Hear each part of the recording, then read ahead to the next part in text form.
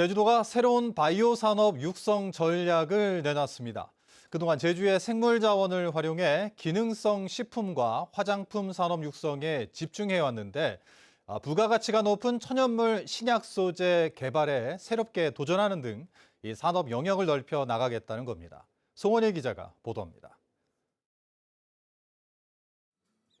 지난해 말 문을 연 화장품 원료센터와 미생물 산업화 지원센터. 국내 최대 생물 자원을 갖고 있는 제주의 다양한 기능성 원료를 연구하는 곳입니다.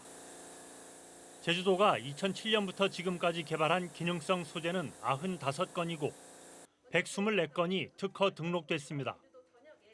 그동안의 핵심 전략은 식물 자원을 이용한 화장품과 기능성 식품에 초점이 맞춰져 왔습니다. 사실상 한계에 부딪힌 상황에서 제주도가 이른바 레드 바이오 산업 육성이라는 새로운 전략을 꺼내들었습니다. 사람의 붉은 혈액을 빗댄 레드 바이오 산업, 즉 부가가치가 높은 천연물 신약 소재를 개발하는 산업을 키우겠다는 겁니다. 일단 2030년까지 신약 소재 5개를 개발하는 것이 목표. 이를 위해 의료 연구용 무균돼지 생산을 위한 유전자원 연구센터를 올해 착공했고 줄기세포 원천 기술을 갖고 있는 제주대와 공동으로 치매 치료 신약 소재도 개발할 계획입니다. 혁신적인 바이오 기술이 적용된 고부가가치 원료 물질들의 시너지 효과를 제대로 연구 확인할 수 있게 된다면 레드바이오 산업에서 육성하려고 하는 의약품 후보들의 발굴이 충분히 가능할 것이라고 생각합니다. 또 용암 해수와 해양 자원을 활용한 해양 바이오 분야도 육성해 전체 바이오 산업 규모를 2배로 키울 계획입니다. 연 매출 300억 원 이상인 바이오 기업을 현재 세계에서 20개로 늘려나가는 목표도 세웠습니다. 바이오 산업 시장 규모를 2021년 기준 6,300억 원에서 2030년 1조 3천억 원으로 2배 이상 확대해 나가도록 하겠습니다. 그러나 도내 바이오 기업들의 절대 다수인 86%가 직원 10명도 안 되는 영세한 규모인데다 전문 인력도 부족한 현실은 여전히 풀어야 할 과제로 남겨져 있습니다. MBC 뉴스 송원일입니다. 지난 16일 제주에서 동력 패러글라이딩을 하던 남성이 고압 전신주에 걸리는 사고로 목숨을 잃었습니다. 그런데 이 사고 이틀 만에 또다시 패러글라이딩 사고가 발생했는데 왜 이런 사고가 잇따르는지 김하은 기자가 보도합니다. 고압 전선 위로 패러글라이딩 기체가 걸려 있습니다. 섭지코지 해변 인근에서 동력 패러글라이딩을 하던 60대 남성이 22,000볼트가량의 고압 전류가 흐르는 전선에 걸려 숨졌습니다. 한림읍에서는 최근 한 달 사이에만 2건의 패러글라이딩 사고가 발생했습니다. 패러글라이더가 속도를 제어하지 못해 착륙장을 벗어나면서 달리던 차량에 부딪히는가 하면 착륙하다 다리를 다쳐 병원으로 옮겨지기도 했습니다. 패러글라이딩을 할 때는 바람의 변화에 특히 조심해야 하는데 운전이 미숙해 바람을 잘 타지 못할 경우 사고로 이어질 수 있습니다. 한림읍의 경우 최근 착륙장 인근에 야구장이 들어서면서 비슷한 사고가 잇따른다는 지적이 나옵니다. 야구장이 생기면서 초보자들이 착륙하기가 좀 더 까다로워지긴 했어요. 높이가 높은 구조물이 생기잖아요. 네. 그러면 거길 저희가 피해서 들어오는 수밖에 없어요. 해당 착륙장 근처에서는 지난해에도 40대 패러글라이더가 야구장 펜스 그물에 걸렸다 구조됐는데 사고가 난 패러글라이더 3명 중 2명은 경력이 1년도 안 됐고 나머지 1명은 3년 미만이었습니다. 처음에 시작할 때 그때가 가장 이제 조심해야 되고 이제 사고가 많이 날 수 있는 상황이라서 최소한 5, 6년 정도는 이제 안정적으로 비행을 즐겨주셨으면 좋겠습니다. 제주도는 최근 사고가 잇따르자 다음 주 중 관련 단체들과 간담회를 갖고 안전 대책을 논의하기로 했습니다. MBC 뉴스 김하은입니다.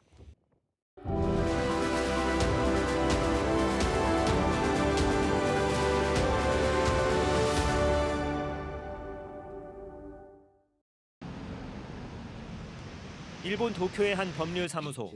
사무회의가 한창입니다. 한국인 변호사와 유창하게 한국말로 업무를 논의하는 이는 올해 39살의 김홍지 변호사. 자이니츠 코리안으로 일본에 진출한 한국 기업이나 한국에 진출한 일본 기업의 법률 자문을 주로 하고 있습니다. 최근에는 일본에 진출한 한국인 스포츠 선수의 법률 업무도 맡고 있습니다. 제가 그 한국인으로 일을 하고 있으면서 일본 분들도 한국 분들도 저에게 한국과 일본 양국의 문화랑 그런 관습이랑 법이랑 그런 것을 이해를 하는 변호사로서 많이 신뢰를 해준다고 느낄 때가 많습니다.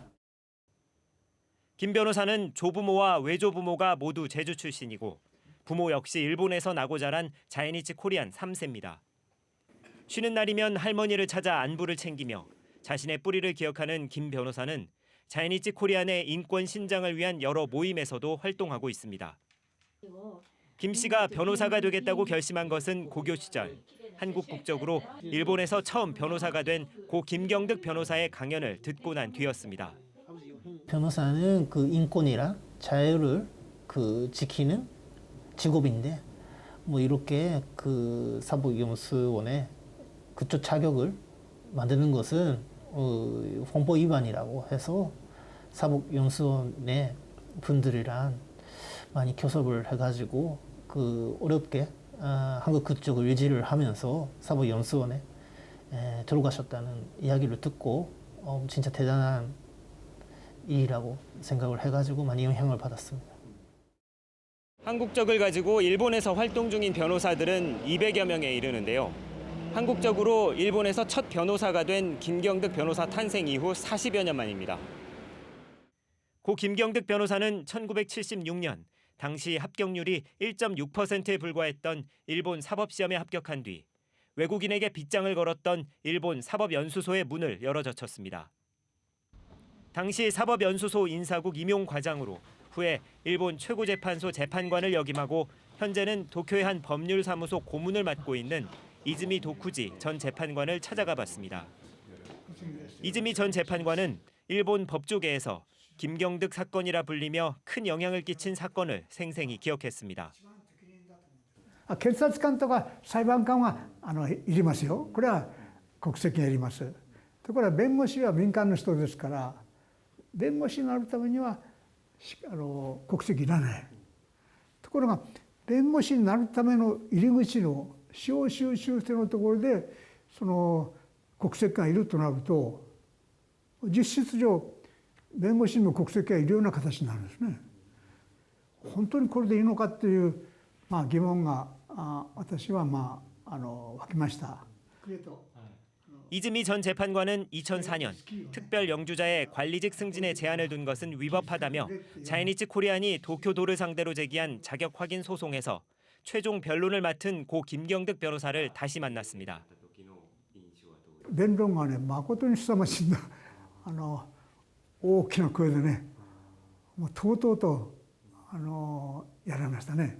でジャニーズコリアンの人がいかに差別されているかと、それからその差別がいかに不当か、で自分自身もそういう差別を受けて苦しんできたということをね、その自分の生い立ちまで織り込んでね、とうとうとやられましたね。 소는 기각됐지만 당시 이즈미 재판관은 소수 의견을 냈습니다. 自分の共同社会、東京都という共同社会の中で自分を精一杯発揮したい、自己実現の機会を得たいというそういう意思を持っているのは当然で、それは十分に尊重しなきゃいけない。いわゆる上に行くということもね、課長になって昇進していくっていうのがやっぱり自己実現の一つですからね。でこれはもうやむを得ない自由がなければ制限しちゃいけないと。特別永住者に東京都管理職の受験資格を認めないことは、合理的な理由を書いて憲法に規定する法の下の平等および職業選択の自由の原則に反するということで、反対権を書きました。 취업과 관리직 승진 제한 등 일본 사회에서 아직도 제대로 된 권리를 보장받지 못하고 있는 자이니치 코리안. 다음 시간에는 일본 학계에서 자이니치 코리안에 대한 차별과 인권 문제를 당당히 지적하며 연구 중심에 나선 인물을 소개합니다. MBC 뉴스 홍수현입니다. 4.3 중앙위원회 위원들이 이달 말 대폭 교체될 예정인 가운데 4.3 단체들이 4.3 왜곡 인사 임명에 대한 우려를 표명했습니다. 제주 4.3 희생자 유족회와 평화재단 등은 최근 국무총리에게 4.3의 진정성 있는 인사가 새 위원으로 임명돼야 한다는 입장을 서면으로 제출했습니다. 국무총리가 위원장인 4.3 중앙위원은 4.3 희생자와 유족을 결정하는 권한을 가지는데 오는 24일 민간위원 17명 중에 8명의 임기가 끝납니다. 제주도가 오는 30일까지 직권재심 청구가 가능한 제주 4.3 사건 희생자와 유족에 대한 제8차 추가 신고를 받습니다. 희생자와 유족 신고는 도 외와 국외 거주자인 경우 제주도 4.3 지원과에서 도 내 거주자는 주소지 읍면동 주민센터 등에서 신청할 수 있습니다. 4.3 직권재심은 지난해 2월부터 이루어지고 있는데 직권재심을 청구하기 위해서는 희생자 결정이 필요합니다. 전국적으로 소금 사재기 우려가 커지는 가운데 제주에서도 소금 판매에 수백 명의 인파가 몰려 항의하는 소동이 벌어졌습니다. 제주시 농협 하나로마트는 오늘 오전 8시 반부터 천일염 20kg짜리 280포를 판매하기로 했는데 새벽 5시부터 수백 명이 몰리면서 8시 전에 판매를 마쳤습니다. 때문에 줄을 서고도 소금을 사지 못한 시민 200여 명은 마트 측이 번호표 배부를 사전 예고보다 일찍 시작했다며 항의했습니다. 최근 4명의 사상자가 난 서귀포시 덤프트럭 4중 충돌 사고와 관련해 사고 구간의 화물 차량 통행 금지가 검토됩니다. 서귀포 경찰서와 제주도 등 6개 기관은 사고 현장 합동 점검을 벌이고 소로름 전망대에서 사고 지점까지 내리막길이 이어지는 4.8km 구간에 대해 화물 차량 운행 통제 방안을 논의했고 의견 수렴을 거쳐 안전 대책을 마련하기로 했습니다. 한편 국립과학수사연구원도 브레이크가 작동하지 않았다는 진술에 따라 사고 차량에 대한 정밀 감식을 진행했습니다. 제주지방법원 형사 8단독 강미혜 판사는 음주운전 혐의로 기소된 영화배우 곽도원 씨에게 벌금 1,000만 원을 선고했습니다. 곽 씨는 지난해 9월 혈중 알코올 농도 0.158%의 만취 상태로 제주시 한림읍 금능리에서 애월읍 봉성리까지 약 11km를 운전하고 신호를 기다리며 잠들었다 신고받고 출동한 경찰에 적발돼 약식 기소됐습니다. 제주 연안의 해양 안전사고가 한 해 평균 80건에 이르는 것으로 나타났습니다. 제주지방해양경찰청에 따르면 최근 3년 동안 제주 연안에서 239건의 해양 안전사고가 발생해 38명이 숨졌습니다. 제주 뉴스 마칩니다. 고맙습니다.